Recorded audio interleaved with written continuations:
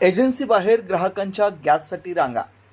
मध्य आखाती देशात सुरू असलेल्या युद्धाची झळ भारतातील मोठ्या शहरांमध्ये ते अगदी ग्रामीण भागातील सर्वसामान्य जनतेलाही आता बसू लागल्याचं चित्र सर्वत्र दिसू लागलं. युद्धाचे सर्वाधिक परिणाम हा गॅसवर जाणवू लागल्यानं घरगुती वापरासाठी मिळणारा LPG गॅस पुरवठा करणाऱ्या गॅस एजन्सी बाहेर ग्राहकांच्या लांबच लांब रांगा लागल्याचं चित्र सध्या दिसत आहे. युद्धाची झळ जगभरातील सर्वच देशांना बसू लागली. भारतालाही याचा फटका बसतोय. देशातून आखाती देशात जाणारा शेतमाल, फळे ही बंदरावर चढकून पडली असल्यानं देशातील शेतकरी चिंताग्रस्त बनलाय. अशातच आता LPG गॅस वितरणावर या युद्धाचा गंभीर परिणाम झालेला पाहायला मिळतोय.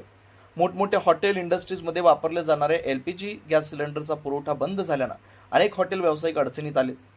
तर अनेकांनी आपल्या हॉटेल बाहेर आता चुलीवरचं जेवण मिळेल असे फलक लावण्यास सुरुवात केली आहे.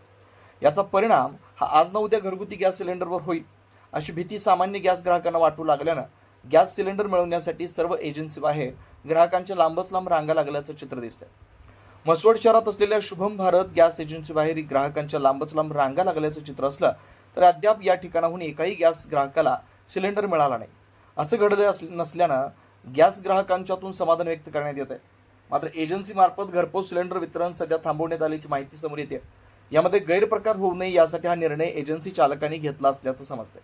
मात्र ज्याप्रमाणे व्यावसायिक गॅस सिलेंडरची विक्री बंद झाली आहे त्याप्रमाणेच घरगुती गॅस सिलेंडर बंद होईल अशी भीती सर्वसामान्य गॅस ग्राहकांना वाटू लागल्यानं गॅस सिलेंडर मिळवण्यासाठी ग्राहक एजन्सी बाहेर गर्दी करू लागल्याचं दिसतंय.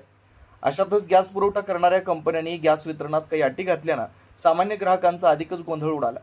पूर्वी गॅस सिलेंडर मिळवण्यासाठी ग्राहकांना 21 दिवसाची अट होती, ती आता शहरी भागासाठी 26 दिवसांची तर ग्रामीण भागासाठी 45 दिवसांची केली.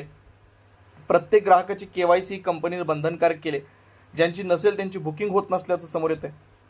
प्रत्येक गॅस ग्राहकाला वर्षातून 12 सिलेंडर दिले जातात. त्याप्रमाणे ज्यांचे 12 झालेत त्यांचे पण बुकिंग होत नसल्याचं दिसून येतं. मात्र गॅस ग्राहकाला याची संपूर्ण माहिती नसल्यानं त्यांच्या गोंधळात अधिक भर पडते.